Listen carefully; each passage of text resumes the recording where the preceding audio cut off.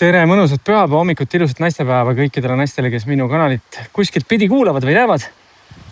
Rõõm on tõdeda, et rannatoolid päiksevarjud on välja toodud. Ja loomulikult esimestel on juba päevitseriided seljas ja kell on 10, et meri kohiseb mõnusalt ja mul selle dressikaga on päris palav, nii et ma ütleks, et täna võib-olla tõesti on juba süüke päev, kus võiks särgi maha visata ja rannatooli peale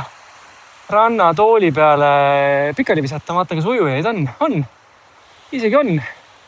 Nii et siit Paradiisi saarelt teile kõigile terviseid ja ma arvan, et varsti hakkab see aeg, kus hakkab juba siin päris hea. Nii et ma arvan, hea hakkab igal eestlasele selles mõttes, et mul kallis vennanaine eile ütles, et eestlasel hakkab hea juba, kui 9 kraadi on väljas ja päike paistab, siis südamest ärkab lootus, et võib soojaks minna.